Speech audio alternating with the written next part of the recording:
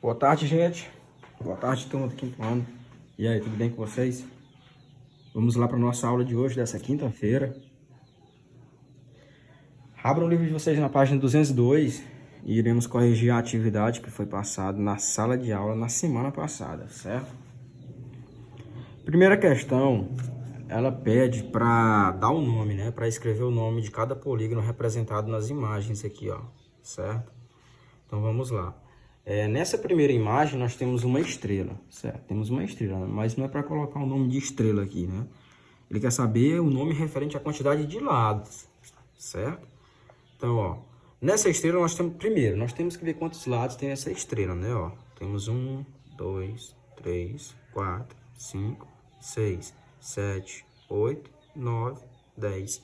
Nós temos 10 lados nessa estrela. Se vocês voltar algumas páginas e vir lá na tabelinha do nome dos polígonos, né, com relação aos lados, o polígono de 10 lados recebe o nome de decágono, como vocês observam aí, ó, decágono. Temos aqui uma placa, né, de sinalização terrestre, e essa placa tem o formato de um losango, né, ó, tem o formato de um losango. Quem colocou losango, tudo bem, né, tá certo. Quem colocou quadrilátero também tá certo, porque é um quadrilátero. Só que é um quadrilátero que é classificado como losango. E aqui nós temos um triângulo, né? Muito simples, né? Tem 3 lados, então o nome é triângulo. Quem colocou trilátero também é a mesma coisa. E aqui nós temos uma figura que tem 6 lados, ó. 1, 2, 3, 4, 5, 6. Figuras, polígonos de 6 lados recebem o nome de hexágono, tá? Na segunda questão diz para escrever a quantidade de lados, ângulos e vértices de cada polígono e preencha a tabela, tá? Então temos aqui 4 polígonos. Primeiro, vamos descobrir o número de lados de cada um. Ó, esse primeiro polígono tem 1 lado, 2, 3, 4, 5, 6 lados. Esse polígono aqui tem 9 lados, ó, né? Esse aqui tem 7. E esse polígono aqui tem 10. Gente, lá no início da aula de polígonos eu falei para vocês que todo polígono tem a mesma quantidade de lados, de ângulos e de vértices, tá? Se ele tem 300 lados, ele tem 300 ângulos e tem 300 vértices. Se esse aqui tem 6 lados, se esse polígono tem 6 lados, ele também tem 6 ângulos e também tem 6 vértices. Esse aqui do mesmo jeito, ó, 9 lados, 9 ângulos, 9 vértices. 7 lados, 7 ângulos, 7 vértices. 10, 10, 10, a mesma coisa. Aí a classificação. O polígono de 6 lados recebe o nome de hexágono. O polígono de 9 lados recebe o nome de eneágono. O polígono de 7 lados recebe o nome de heptágono. E o de 10 lados recebe o nome de decágono, certo? Terceira questão diz, observe os polígonos e responda a questão. O que os polígonos acima têm em comum? O que tem neles aqui que são semelhantes? Não é a cor nem o formato, né? Porque os formatos são todos diferentes e as cores também. O que os polígonos têm em comum são que eles têm a mesma quantidade de lados, tá? Ó, todos eles têm 5 lados, ó. 1, 2, 3, 4, 5. 1, 2, 3, 4, 5. 1, 2, 3, 4, 5. 1, 2, 3, 4, 5. Então, todos esses polígonos têm a mesma quantidade de lados, ok? Continuando aqui na página 203, vamos para a quarta questão, que diz assim, no polígono a seguir, identifique os lados, os vértices e os ângulos internos, tá? Quem são os lados desse polígono? Eu falei para vocês que os lados são esses segmentos que vai de um ponto a outro, ó. Por exemplo, AB, o segmento AB é um lado, então coloca o A e o B com um tracinho em cima, ó, lado AB. Depois, BC, com tracinho em cima, CD, DE, EF e FA. Então, ele é um polígono que tem 6 lados, certo? 6 lados, é classificado como hexágono. Então, temos um hexágono aqui. E letra B pede os vértices. Os vértices são os pontos aqui, pessoal, os cantos, ó. Vértice A, vértice B, vértice C, vértice D, vértice E e vértice F, tá? E os ângulos, vocês podem colocar os ângulos dessa forma, né? Ó, por exemplo, considerando os pontos A, B, C, o ângulo aqui é o B, né? Então, por isso que o acento ficou no B, ó. Mas vocês podem colocar somente as letrazinhas minúsculas assim, ó, com um acento circunflexo em cima para indicar o ângulo. Então temos aqui o ângulo A, o ângulo B, o ângulo C, ângulo D, ângulo E e ângulo F, tá? Na quinta questão, pede para ampliar a figura aqui, ó, a figura em azul aqui. Como ampliar a figura? Se ela tem 2 quadradinhos de largura, eu vou fazer uma figura com 4 quadradinhos de largura, né? Ó, foi que no caso aqui ele só complementou. Se a figura tem 3 quadradinhos de altura, ó, 1, 2, 3, para eu ampliar eu tenho que colocar o dobro de quadradinhos. O dobro de 3 é 6, né? Então ficou 6, 1, 2, 3, 4, 5, 6. E aqui ó, era 2, ficou 4, 1, 2, 3, 4. E aí é só completar, ó, certo? Fechou, tá ampliado. E agora a redução. A redução é o contrário. Isso aqui tu vai dobrar, aqui tu vai fazer o inverso. Então, se aqui são 2 de largura, agora só vai ser 1. Tá, ó. Um aqui e um aqui. Se aqui era 4 de altura, só vai ser 2. Ó, 2. E se aqui era 8 de largura, 1, 2, 3, 4, 5, 6, 7, 8. Aqui só vai ser 4. 1, 2, 3, 4. Então, a figura reduzida dessa daqui, essa.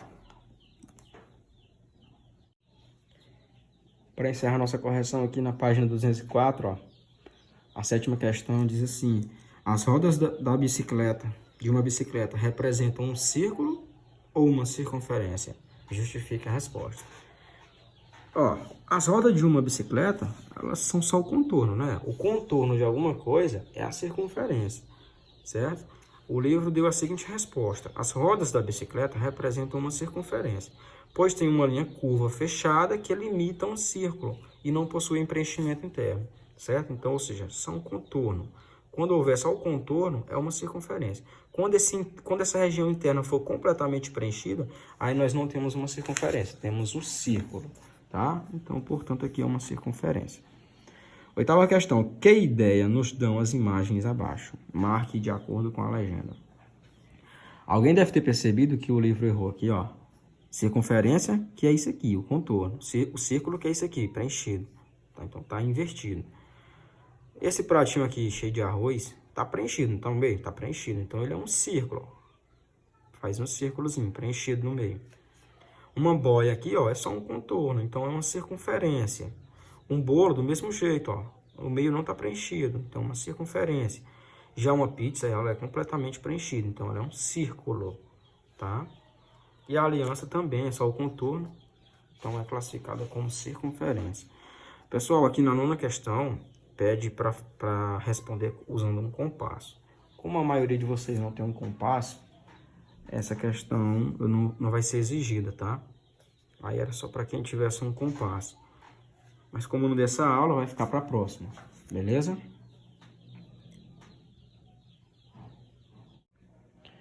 Gente, vamos iniciar aqui mais uma aula, né? Na página 205, abra aí. E a gente vai ver o assunto aqui de poliedros, né? Vamos já saber aqui o que é o poliedro. Acompanha a leitura aí, ó.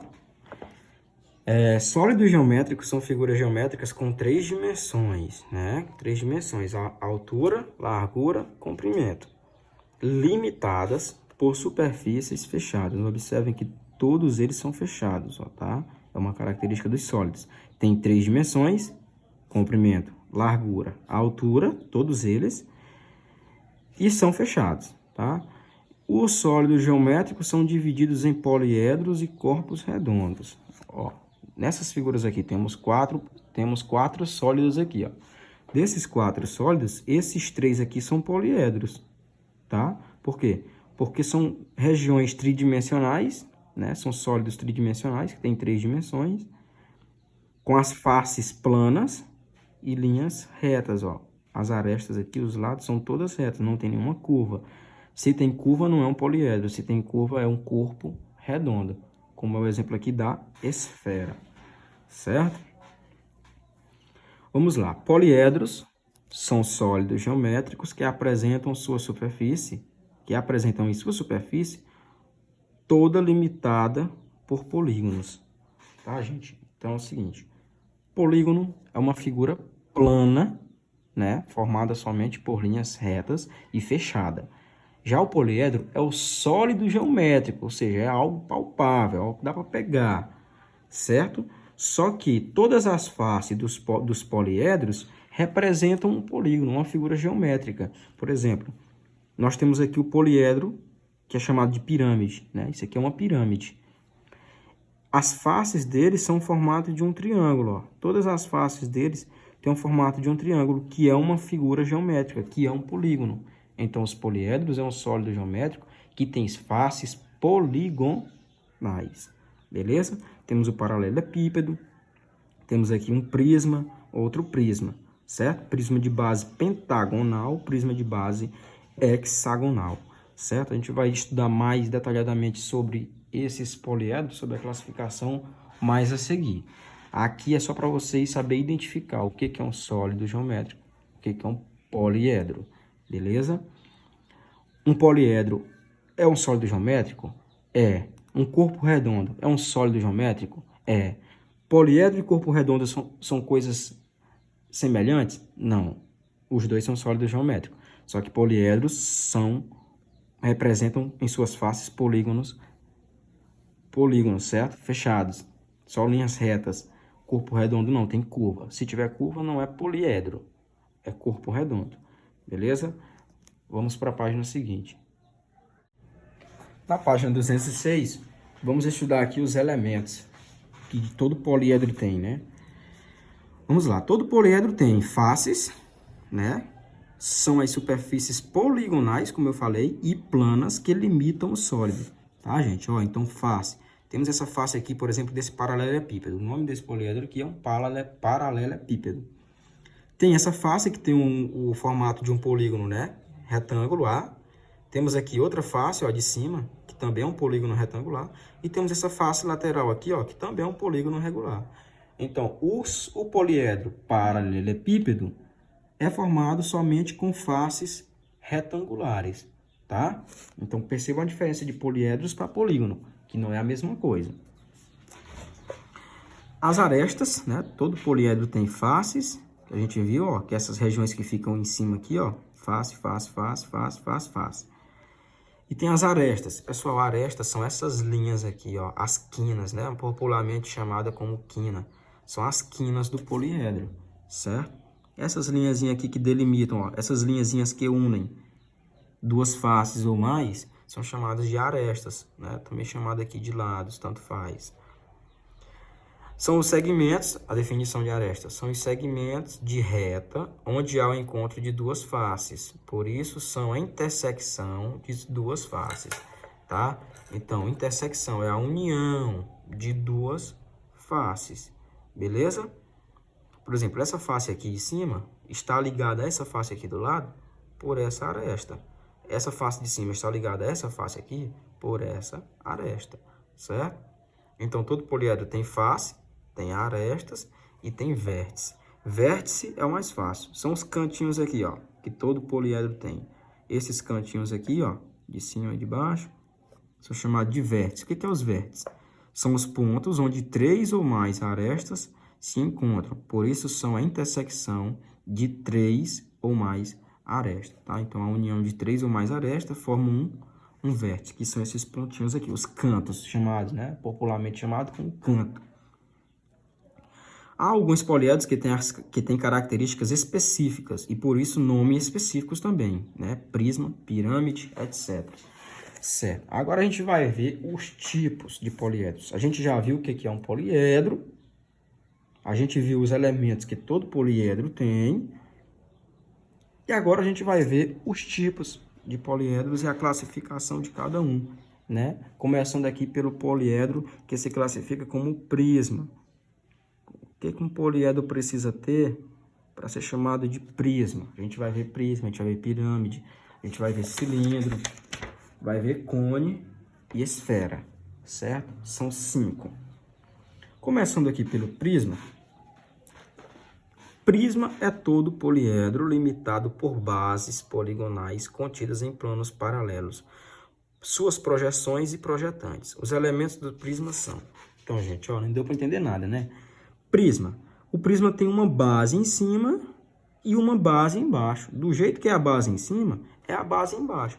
Por exemplo, aqui nessa figura aqui, nós temos um prisma pentagonal. Por quê? Porque a sua base superior e sua base inferior tem 5 lados cada. Tem 5 lados cada. A base de cima tem 1, 2, 3, 4, 5 lados. A base de baixo também tem 5 lados. Então, nós temos uma base pentagonal em cima, temos uma base pentagonal embaixo. Essa é a característica principal do prisma, certo? Temos o prisma de base quadrangular, hexagonal, heptagonal, octagonal. Vai ter bases aqui de todos os tamanhos, de todos os lados, certo? Esse aqui, por exemplo, é o pentagonal. É aquele prisma que tem base de 5 lados. Mas vai ter base de 6, 7, 8, 9, 10, enfim. Certo? Então, essa é a principal característica do prisma. Tem base em cima, tem base embaixo, ambos iguais e paralelos. Por que paralelos? Porque, ó, não estão se tocando, tem a mesma distância um do outro, né? São semelhantes.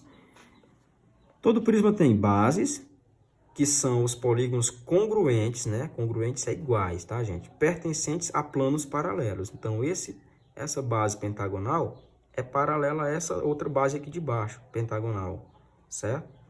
E são congruentes, ou seja, são iguais. São iguais e são paralelas. Todo prisma tem arestas das bases. Ó, o que é a aresta da base? São os ladinhos aqui das bases, ó. A base de baixo tem 5 lados. A base de cima também tem 5 lados, ó. Então, essas são as arestas da base. Tem a base de cima e a base de baixo. Todo prisma tem as faces laterais, né, gente? Ó, face lateral é essa região plana aqui que fica das laterais, ó. Tá? Em forma de retângulo. Então, temos aqui 1, 2, 3, 4, 5. Temos 5 faces laterais de forma retangular no prisma pentagonal, né? E temos as arestas laterais, gente, ó. Tem as arestas da base, que são esses ladinhos aqui da base, e tem as arestas lateral, ó, que são essas linhazinhas aqui que unem uma face à outra, tá? Essas linhas que unem uma face à outra face são chamadas de arestas laterais. Tem as arestas da base, né, ó, e tem as arestas laterais. E, enfim, tem a altura, que é a distância entre os planos paralelos que contém as bases do prisma. A altura é a distância que vai dessa base aqui de baixo até essa base aqui de cima, tá, gente? A altura, ela é caracterizada na matemática como H, tá, gente? Hzinha aqui é de altura. Não é o A de altura, é H. Certo? Então, memorizem aí. A principal característica do prisma é que ele tem uma base superior e tem uma base inferior.